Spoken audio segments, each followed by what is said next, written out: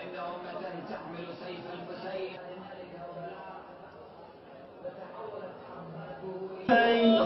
منهم من قال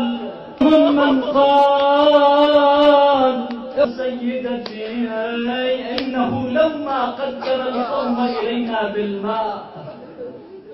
وجدت أن الحنين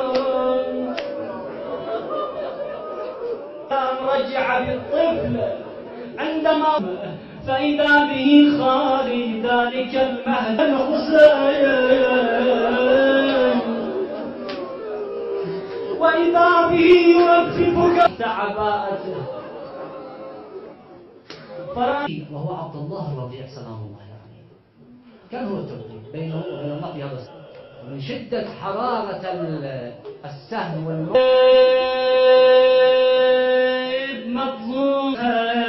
نحو القوم.